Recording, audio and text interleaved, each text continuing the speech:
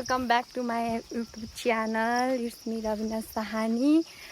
I am here to show you today's days. आज चाहिँ हामी टेवा जान लागेको हो घरबाट निस्किम अनि हाम्रो लुक्स चाहिँ यस्तो लुङ्गीमा छौँ अनि छिछि नभन न प्लिज यार अलिकति ब्लस धेरै भएछ त्यही भएर यसले छि भन्यो कि हैन अरु हामी चाहिँ घरबाट हिँड्यौं अब के हुन्छ कस्तो कस्तो हुन्छ त्यो चाहिँ हजुरहरुलाई देखाउँदै जान्छौँ हामी चाहिँ आज टेवा जान लागेको यहाँ हालत चाहिँ यस्तो छ लुङ्गी लाएर यता नानी हुनुहुन्छ यता इसु यता म वहाँ रातो दुईटा भइसक्यो कहाँ हान्दैन म छु त कमन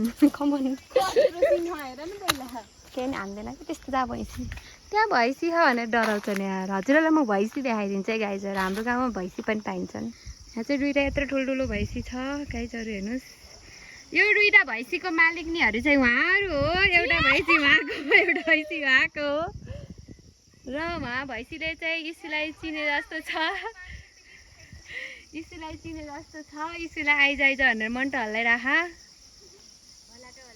उयो कता जाने त बोर्ड होला यता त छैन बाटो यो बाटो जान लाग्यो गाइजहरू तर हामीलाई के गर्यो त भैँसीले लहट्यो अब हामी यो बाटो जान्छौँ यो बसबाटै जानु पर्ने हुन्छ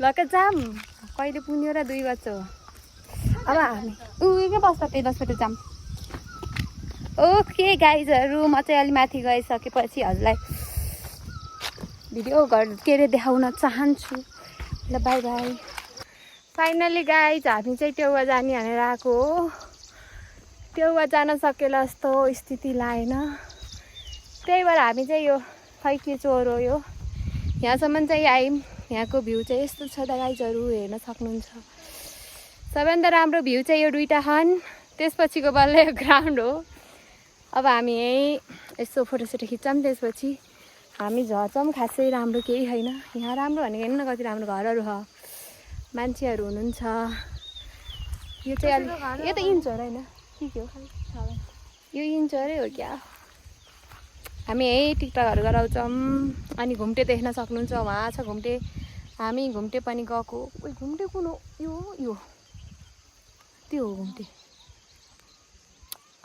घुम्टे छ यहाँ हामी छौँ हाम्रो चाहिँ हामी आयौँ यस्तो लुङ्गी लाएर पनि हामी टेवा आउन सक्यौँ सफल भयौँ टेवा त पुगेन मूर्तिकला जाने भनेर आएको खास तर जान सकेन हाम्रो चाहिँ यही छ अब हामी खाजा खान्छौँ त्यसपछि घर गइन्छ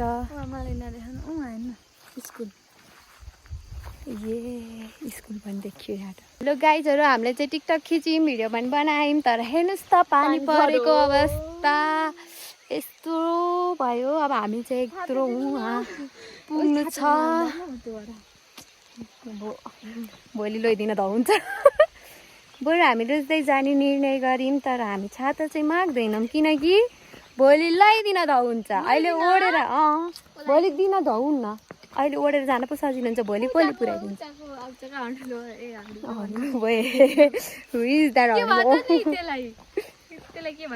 त्यस्तो नाम काट्नु हुँदैन ईश्वरले अब सरी भन्छन् सरी भन्दै इसु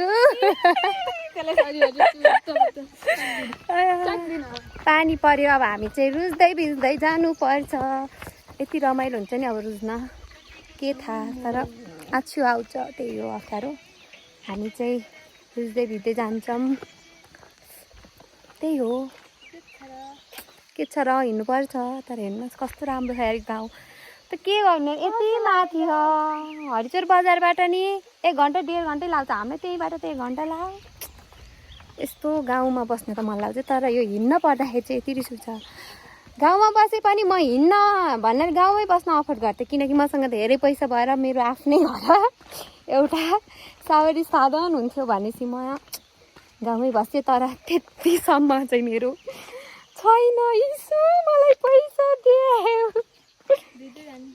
दिँदै जानु त भयो अब हामीलाई चाहिँ आज रमाइलो भयो है हिँड्न धाउ भएको थियो, अब ओर्लिन धाउ हुँदैन, त्यो चाहिँ थाहा छ। आफै छाता लैजा भनेर दिएँ जान्छु कसैको घर त त्यही हो। अरू केही भन्नु छ?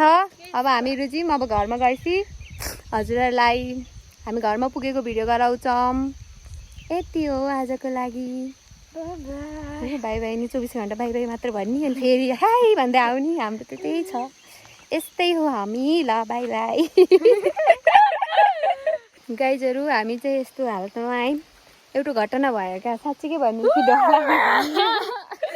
हामीलाई डराउन दियो। त्यसपछि के आवाज आयो, त्यसपछि हामी दुर्दाखेरि हेर्नुहोस् न यहाँ लोटेर यहाँ मान्छे यहाँ खुट्टा कस्तो भएको छ, देखाउनु त देखाउनु, हेर्नु न यहाँ यस्तो भएको छ लोटेर। साथीहरू क्यामेरामा पानी पर्यो। के हेरेको बाबु? भ्लग हो भाइ, अहिले गएर हेरै लाइक गरिदेऊ। त्यस्तो भयो। नानीलाई धन्न साह्रो लागेन अरे, अलिकति स्किनमा स्क्रच भयो। तर यार त्यस्तो नि हुन्छ र? कति बज्यो अरे? 3 बज्यो। 5 बज्यो होला पागल जाने बेला 3:30 भएको आउने बेला 3 यस्तो 5 बजे नि डराउनु दिन्छ र? 17 भनेपछि कति भयो? यस्तो स्ट्रगल गरेर आयौँ नि हामी यार, यस्तो डर लाग्छ। 5 बज्यो। 5 बजिसकेको अवस्था, 5 बजे हामीलाई डराउन दिएको अवस्था। तर त्यो साँच्चीकै डराउनु दिएको कि दिएको होइन मेसो भएन। यतिकै बसेछौँ कुरा गर्दै हाँस्दै, त्यसपछि आवाज आयो। आवाज फेरि एउटाले मात्र सुनेको भयो भने इग्नोर गर्न हुन्थ्यो। हेर्नु साथीहरू, तिनटाले सुन्यौँ, रोको जस्तो न कराएको जस्तो आवाज आउँछ। अनि गर्न नसक्ने आवाज आउँछ। ट्याट दुगुरेको त एक्सिडेन्ट भइहाल्यो। बल्ल बल्ल बारीबाट खसाल्दै उफ्रिँदै हिँड्दै आयौँ। धन्न धन्न हामी घरसम्म आउन सफल भयौँ। अब ल साथीहरू यति हो। अब हामी घर नि आयौँ। Thank you for watching. Bye bye. Bye गरिदिनु नानी।